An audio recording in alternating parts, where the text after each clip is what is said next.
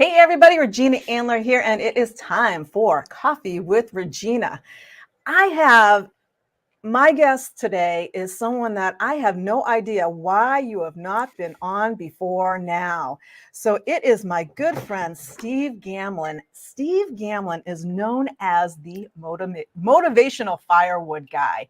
And Steve and I have known each other for many, many years.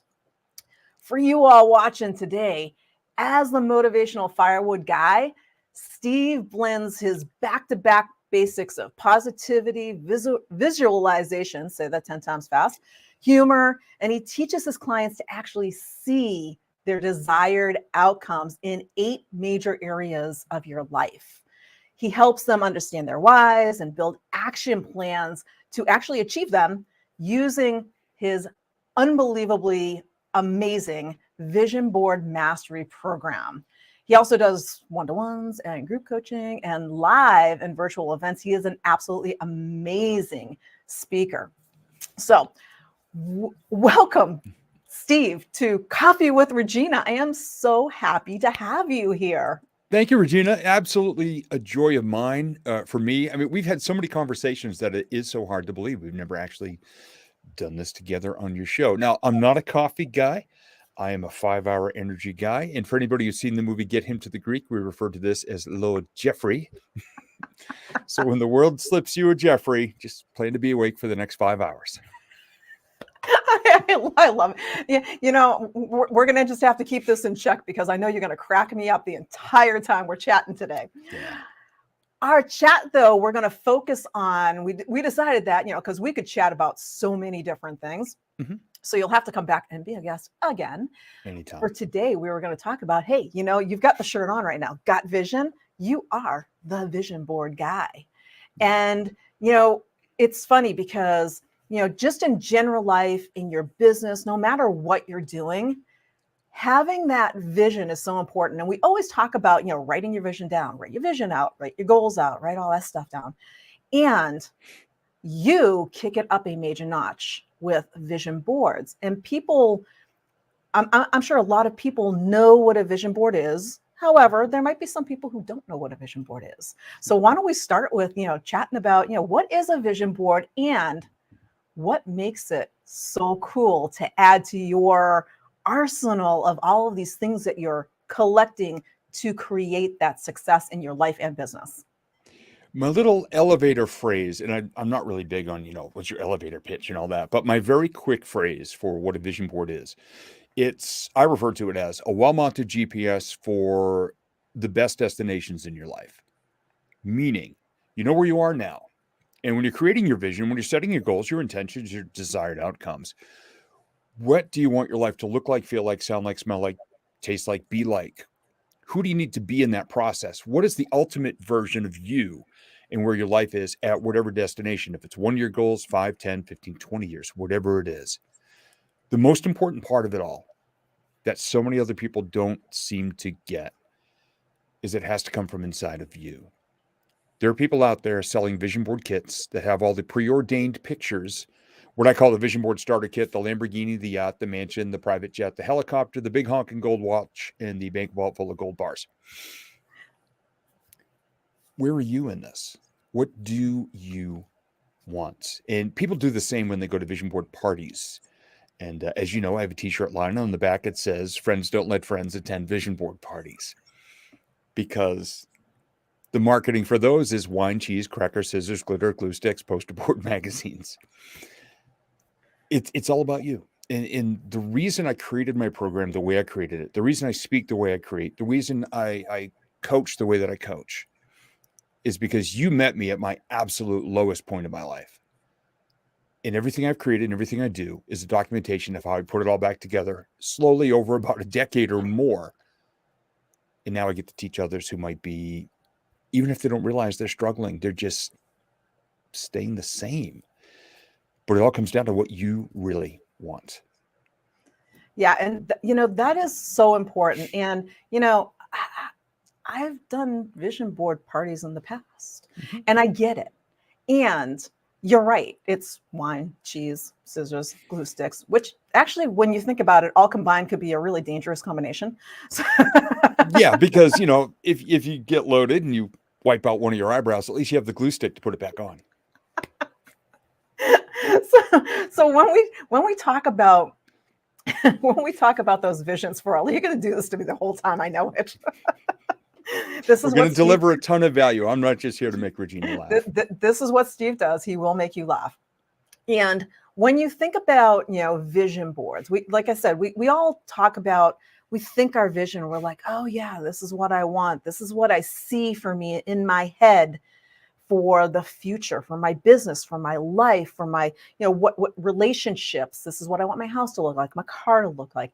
And you're right. We're so driven by mainstream media that we see that stuff out there going, oh yeah, here's the Lamborghini, here's the Ferrari, here's the giant McMansion that, is out there.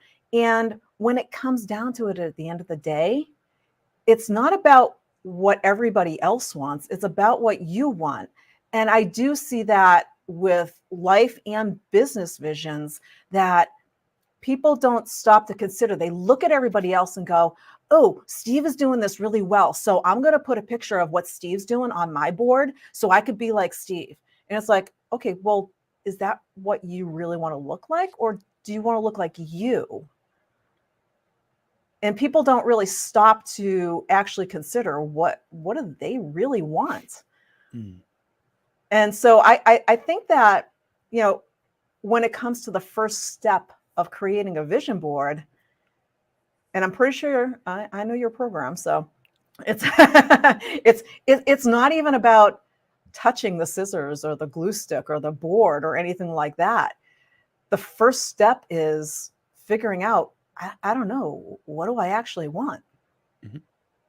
So how do you go about figuring that out? Steps 1A and 1B. And 1B is, where do I want to go? And what do I want my life to look like, feel like, sound like, smell like, be like, taste like? Step 1A is evaluate where you are right now and be brutally honest with yourself. I don't think enough people out there are honest with themselves. You say, how's it going? It's going okay. We've got this broad brush vanilla app in our brains that we don't want it to make it seem like our lives are really bad. So we just say, oh, it's okay. Well, what do you want in the next year? Well, I want to be happier, healthier, and have more money. And that's what a lot of people do with the resolutions. Where the vision board and visualization steps in is when people say better, I'm like, all right, what would better look like? Is it a number on your scale? Is it a number in your bank account? Is it, if you're in a relationship, the number of date nights you go on together throughout the year? If your faith is important to you, is it a number of time going to church or being part of a local program? Is it operating within your core values? Because we all know people who trade their core values for a paycheck, and they're out there ripping people off and stacking up their money, but yet they're miserable inside because it's not who they really want to be. It's who they are right now, but it might not be who they really want to be. So 1A and 1B, take a look at where you're at right now. And 1B is, where would you like to be? And I start with 1 year. And if you have a 20-year goal, hey, that's fine. What would 1 year's progress toward that goal, those critical first steps, those first bricks in the foundation, what would those be like? What steps would you need to start taking now to get those gears grinding forward, to gain the momentum and the confidence to get to that longer term goal? The wheel spins really slowly at first because so many people now expect instant results. I don't promise anybody instant anything at all. But I also make sure people understand, which is what comes right after that. When they start going for the material things, I said, look, I work with a life wheel, pretty standard tool in personal development. I know you've seen mine and you've seen so many others out there. Your physical health, your emotional well-being, your relationships, your core values that guide everything you think, speak, and do, your faith and spirituality that do the same, but it comes from a different direction, your connection with the world in real ways, which has taken a beating over the past few years, anxiety, depression, addiction, all of that. And then your work and your money. All 8 of these things are operating 24/7. So wouldn't it be a good idea to have some say in where you want each one of those to be in a year from now? So it's where you are right now, where you want to go with all those in mind. Right. And that is that critical first step that a lot of people leave out. And especially if you go to one of those vision board parties or you buy the kit, and it's like, that's great. However, if you miss that step, all you're doing is, cutting and glue sticking a bunch of pictures on a board that they aren't really touching your soul. They aren't really what is inside of you and what it is that you really want to accomplish. And so, yeah, that really is that most critical point. And then once you figure that stuff out, and honestly, for me, that took a lot of time. That took a lot of introspection. It took a lot of time for me to realize way back when that I was mirroring what everyone else was doing, because that's what I thought I was supposed to be doing, because that's what they were doing. Yeah. Oh, you like this? Oh, I should like that too. Oh, you want this? Oh, I should want that too. It took a long time for me, just individually, to step back and realize that's not what I actually want. What do I want?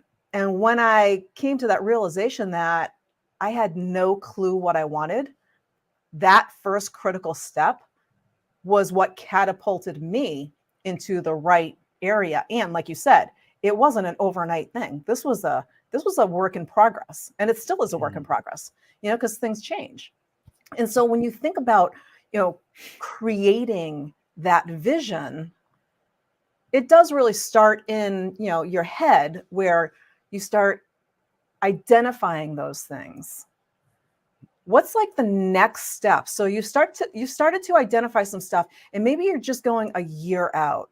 So is that next step to go, okay, I think I know what I want. I'm going to go, grab the magazines and grab the pictures and grab my glue stick and my scissors, and off we go?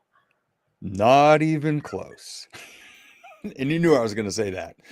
When your head, your heart, and your gut finally understand that they all share this role. I mean, they're like a three-headed amazing beast inside you. I say beast like it's a bad thing, but I mean a powerful machine inside you when you have your head, your heart, and your gut all working together, saying, this is me, this is who I am, and this is who I want to be from now.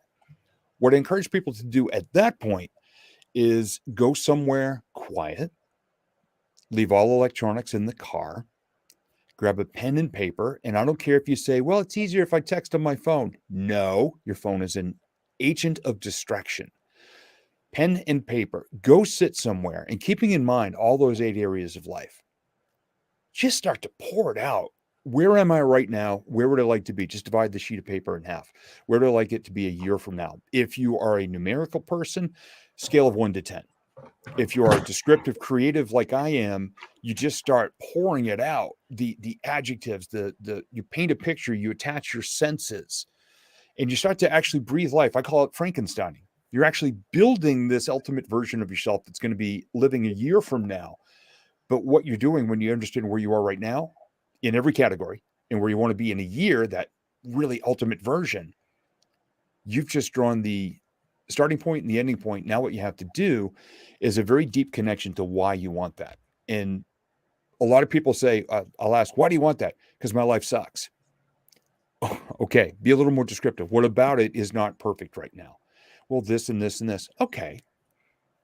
What will it be like a year from now? Like, why do you really want to get to that point? And you'll know when you hit the right why, because if you look in the mirror, you'll see the emotion come over your face. And I still do that to this day. Then start building an action plan to get there. And then go grab your pictures, either magazines, go on the internet. If there are things you want in your life, or if there was a time in your life where something was so perfectly wonderful, go find the actual picture of you looking that happy in your life and put your actual self there. Like a lot of people say, I just want to get back to who I was 10 years ago. Great. Find your happiest picture of you 10 years ago and put that on there. And basically you're not going backwards. You're going home to that really good version of yourself. And so many people think it's all in the future. You got to remember all the bricks in your foundation that got you this far. The idea that originally sparked you to want something in your life. What was the original inspiration for that? Include that. Include words, hashtags. I've got hashtags all over mine. Little catchphrases that I use to get back on track if I fall off the path a little bit. Like, when people are negative or toxic, or my own little imposter voice inside. I've got a sign on my desk. It's also on my vision board. It says hashtag up yours. And every time I see it, I laugh and I remember I'm bigger than all that negativity. I rise above that stuff. So that's the plan that I encourage people to use. Yeah, and that is kind of what it is all about, because you have those thoughts in your head, and then that next critical step is to start writing them down. And I love what you said about, taking pen to paper, putting your phone aside, because, and I've mentioned this many, many times before, is that, psychologically speaking, when you type something into the computer, you're only using one hemisphere of your brain. And it's the logical side, because it's the typing, it's that logical side. You're completely blocking out the creativity side. When you handwrite something out, you're using the creativity side as well. And don't you think that when you're creating the vision for your life, you want to throw that creativity side in there? Might be a good idea, yeah, to invite that friend to the party, because, for me, that's the fun friend. Yeah. At the party. That's the brainstorming. That's the creative. That's the larger than life. That's just the creating the ultimate cartoon of my life in full color and full sound and noise and texture, and everything comes from that side. Yeah. And so when you start writing it out, I did that as well. And I will tell you, it was my first few vision boards. I go back to them now. I mean, some of them are 15 or more years old now. And I go back and I look at them now and I'm like, got that. And I look at them and I'm like, oh, how cool is that? Yeah. Because you think about it, and it all started as a thought. And then I learned about vision boards. And actually, I think I learned about vision boards first. The first time I think I ever heard about a vision board was from you. Way, way, way back when. Yeah. When you and a mutual friend did a little program together. And you remember what it was. It was like way back when. And oh my God, that has to be at least 15 or more years ago. Put it this way, I recorded it on with a camcorder with a VHS tape in it. That's how long ago it was. How long ago it was. Yeah. And that was the first time I had ever really thought about, what is a vision board? What does it mean? And when I first came to the realization of, who am I? Am I just like, am I just a sheep? Am I just doing what everybody else is doing and following the crowd because that's what I think I'm supposed to be doing? And when I came to the realization that that's not me at all, the first thought that came to my head was, well, and I'm just going to say it the way it came into my head. Who the hell am I? I don't know. I don't know who I am.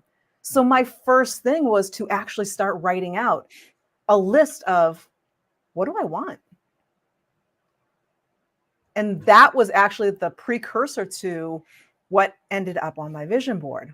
Yeah. So now you have those thoughts and you have that list and you're starting to craft it. Like you said, tell us a little bit more about incorporating all the rest of the senses into what you've now written down. Yeah, that's one of my favorite parts when I'm working with people, or even just having a conversation with somebody. So, what do you want? And a gentleman recently, a buddy of mine, sent me a picture of this, gorgeous house down in Texas. It's absolutely stunning. A big stone house with a big yard and a little drive-through driveway, and there's a big backyard. And I said, all right. He said, well, I was out working today and I saw this house and I would love to live there. I said, great. Take a picture of one of your work trucks and cut it out and paste it into the driveway of the house. He goes, ooh. I'm like, we are just getting started. I said, he goes, oh, I can see my truck in the yard and everybody will know that's my house. I said, yeah. I said, when you move in, who's going to help you out? He goes, oh, we got a whole bunch of family and friends that are going to help us out. I said, okay, cool. What are you going to do to thank them? We're going to have a big barbecue. I said, oh, all right, here we go. I said, "Do you like to grill?" He goes, "I got a griller and a smoker." I'm like, "What are your favorite wood chips to use in the smoker?" He goes, "Ooh, hickory and mesquite." I said, "Okay. What do you like to do in the smoker?" He goes, "Ribs and wings. We'll do the burgers and dogs over on the grill." I said, "Okay." So now you've got this amazing smoke wafting through your yard. You got all this joyful, happy stuff. Boxes aren't even unpacked, but you got some music playing. What's your favorite music to listen to? And he said his favorite bands. So, all right, so now you get the music playing, you get the joyful family. It's a beautiful day. You're grilling and smoking. The backyard smells incredible. Do you have a dog? He goes, "No." I said, "Good. So you can take off your shoes and run around in the cool grass without worrying about stepping in a landmine." And all of this, like, I was watching him on camera and he was lit up as though he already lived there. And he's closing his eyes, he's walking through the grass and smelling the wood chips from the smoker and the grill, laughing with family and friends, listening to his music with his work truck parked in the driveway of this gorgeous house. I said, and he said, "Wow. So what is it that you do?" And I said, "This." Like, he'd heard of me, but he wasn't a client yet. He just knew that I knew something about visualization. And I said, "That's where I go with my clients for virtually for every goal. If you can Right. make it that real in your life, then you're off to a really good start and you're ahead of probably 98% of the world who's out there writing down resolutions or goals every year. And it kind of stops there." Yeah, and there was so much in there because you actually had me like hearing the sizzle of the barbecue and the birds and the yard and the music, and of course for me it was my music, and it was like I as you were going through that in my head, my brain was creating my version of what you just said. Mm. And that's the whole point of visualization, is to create that vivid picture where you see, taste, touch, smell. All those senses are in there, and it's like it's really happening. So your brain doesn't really know the difference. I remember reading a study way back when about basketball, and it was Mhm. basketball teams, and I think you may know this one, where they had three sets of teams. So they had three teams. One team practiced every single day, day in and day out. The other team basically did nothing, and then the third team visualized in their brains. They just spent all day long visualizing, the game and them winning the game. The team that did nothing. The team that practiced did okay. The team that visualized actually was the best team there. They didn't practice. They weren't physically out practicing. They were visualizing in their mind, here's the moves I'm making, here's what we're doing, here's the passes, here's all the shots, and we're winning this game. And they visualized that happening, and they actually did the best, Mhm. because your brain is so super powerful. And when you really see it, feel it, taste it, touch it, when you put all those senses in there, now your brain goes, all right, we're making it happen. Yeah. Yeah, And I and those think, players heard their sneakers squeaking on the floor. They heard the swish of the net. They heard the ball off the backboard. They heard the whistles. They heard their teammates, calling out for a pass, or they created the entire experience of the yeah, game. And then you just go make it happen. It's like you've drawn out the steps and then you just go pour yourself into the role and you go walk through. And and that's a great example, by the way. I yeah, always love that one. yeah. It's one of my favorite examples because it was actually a scientific study that they did. So it was proven that visualization works. And I think, we've hit the key elements so far of the stuff that people don't do. They're like, okay, I'm going to go create a vision board. All that other stuff is left out, and they're like, why isn't my vision board working? Mm, I had my glue stick, I had my scissors, I knew what I wanted, I put it all on the board, hung it up on my wall, I look at it every day, and nothing's happening. yeah. That happens a lot. It's like the people, and we just had another instance of this recently, where one of the big, huge lotteries got up over $1 billion. And you see people, like, I'm going to win. I'm going to win. I'm going to win. And they're sitting there in their living room watching the coverage on TV, watching all these people in line at the 7-Eleven. I'm going to win. I'm going to win. I'm going to be rich. I'm going to be rich. And then I'll ask them, so did you buy a ticket? Nah, nobody ever wins that thing. I'll never win. So I'm like, well, if you want to create a vision, part of it is the action step of actually just the bare minimum action to win a lottery is to just get off your butt and buy a ticket. So maybe it's time your butt cheeks and your couch cushions got a little divorce and you just gut off of that thing before you grow into the fabric and actually go take the one tiny step or just one tiny step per day closer to your vision. And when those voices keep saying, I'll never win, why should I try? Well, I've never a bit. We have a shared mentor in Terry Levine, and a big thing for her is up until now. And I love that phrase because it's so empowering to realize that that was the past. Maybe you've made vision boards in the past and they didn't work. That's okay. Up until now, maybe you just weren't educated enough to do one that your heart and soul and your gut connected with. Well, now, just from this conversation alone, you've got a much clearer idea. And just be very careful out there, the people promising you that if you make a vision board, you're going to manifest things. Manifesting, in my opinion, requires action. It's not wishing. And one of the things I disliked about the DVD version of The Secret is they hired a genie in a magic lamp to just keep saying over and over, your wish is my command. Bite me, genie. Get out of your damn lamp. Yeah, hashtag up yours. You got to get off your butt. You got to become part of the manifestation of this, because all manifesting means is you're making something happen. You're creating something out of where perhaps there was nothing, or at least a better version of something that you're trying to create. But you've got to be part of the process because you grow. It's not just what you get, it's who you become for a lot of this. And so many people don't get that. They want those results like that. And then I get blamed. I made a vision board. It didn't work. You suck. I've literally had people say that. Like, you and all your gurus. I'm like, don't call me a guru. First off, that word makes me want to like throw up in the back of my throat a little bit. I don't like it. And I totally get that.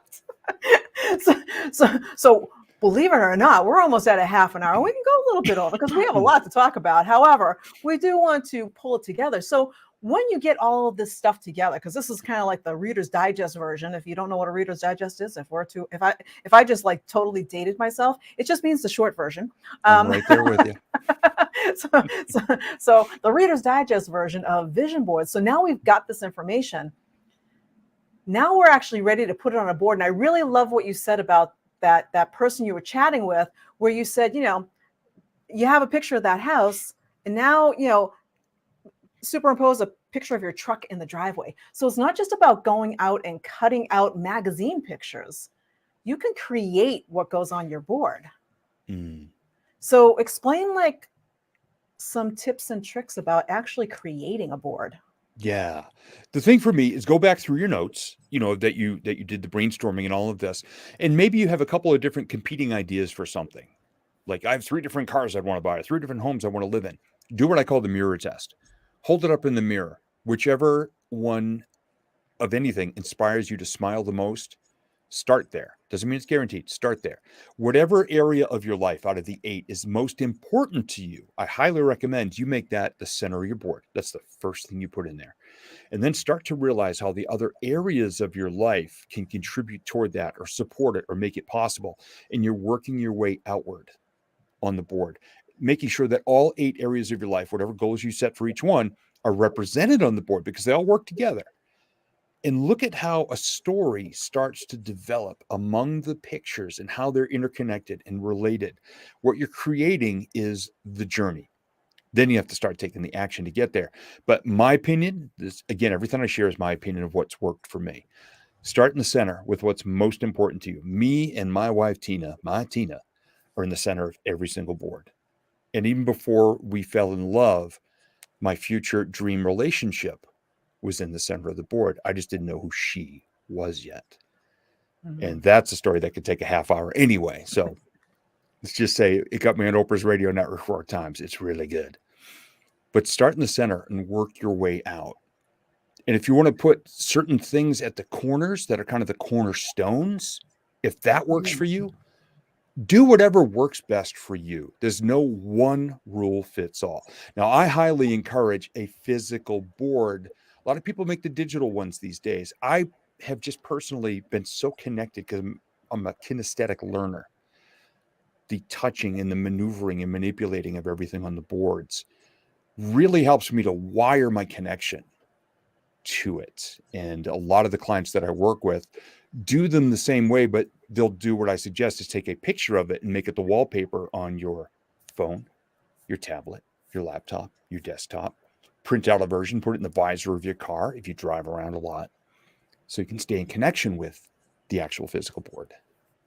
I love those ideas. Some people just put it on their wall, and who knew you could put it everywhere. And when it comes to that digital versus the physical board, it goes back to, it's the same thing as the handwriting, right? So when you think about it, it's like if you put it on a digital board, you're not as attached to it as you are if you physically go and create the board. So I mean, some of those vision board kits that are out there, I'm going to say there's nothing wrong with a vision board kit to get you started. Sure, it's got some scissors, it's got some glue stick, it's got a board, it's got a few pictures, a few starter pictures. Great. Expand way, way, way far out from there and actually do all the prep work before you even start creating a board. And you'll find that the results that you're actually looking for actually manifest themselves much faster, because now you're actually living what it is. It's like you said, it's like, it's that board is there, it's physical, you can touch it. When you look at a certain picture, if it's that barbecue in the backyard, you can close your eyes and I can smell the smoker going. This is so awesome.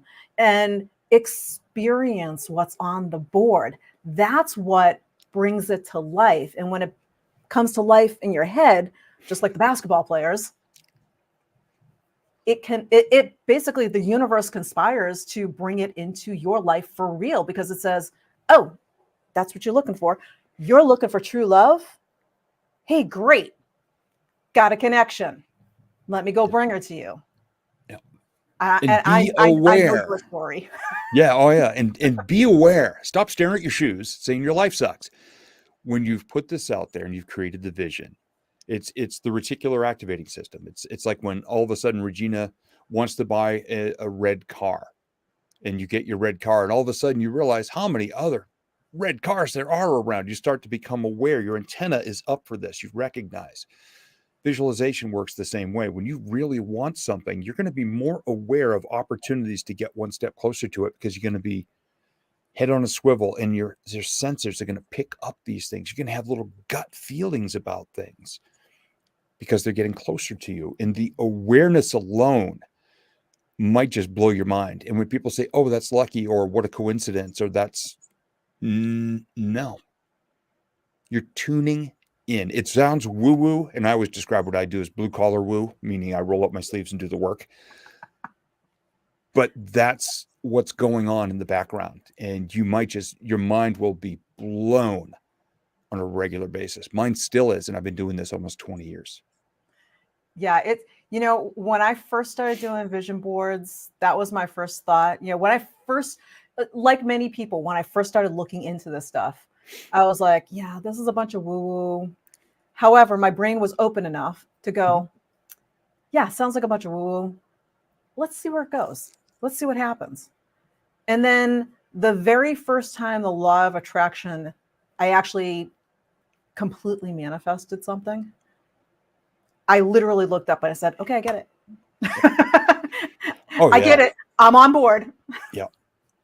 Yeah. It is pretty mind blowing. Even now, so many years in, things will happen, and I always just look up and I go, yeah, I saw that. And I just start laughing wherever I'm at. I'll say as simple as, oh, hey, I would really love to reach out to this person we haven't talked to in a while. And I open up my email and there's a message from them, or a text on my phone, or a DM in Facebook. And I'm going, really? and it works the other way. I'll suddenly say, hey, I haven't heard of this from this person in a while. I'll reach out and they will tell me, dude, I was just thinking about you this morning. Right back. We plug in to an energy that rises so much above. And I believe you mentioned earlier about the media and social media just wanting to bring everybody down and so much toxicity and negativity. When we rise above, all of a sudden we're like shaking all that off.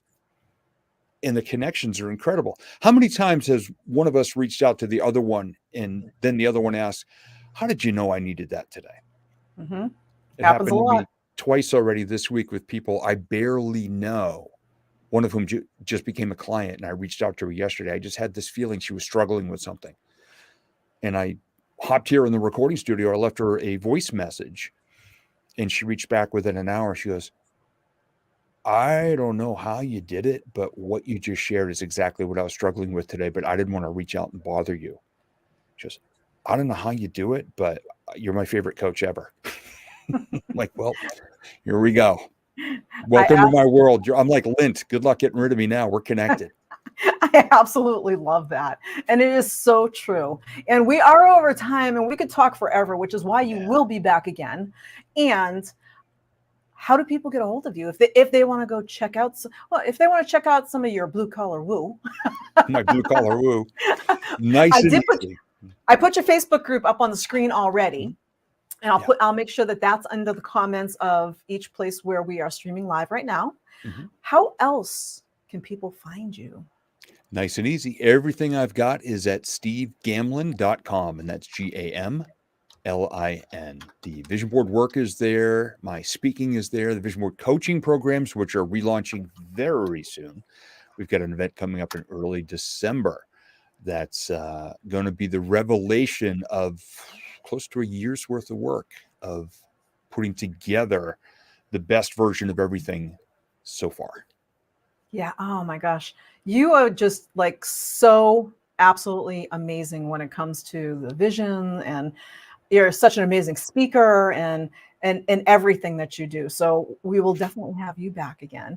Thank you for sharing your vision with people today and how people can set up their vision. So if you need to rewatch this and take Steve's tips, make copious notes and start creating that life, that business, that whatever it is that you're working on, start creating it for yourself.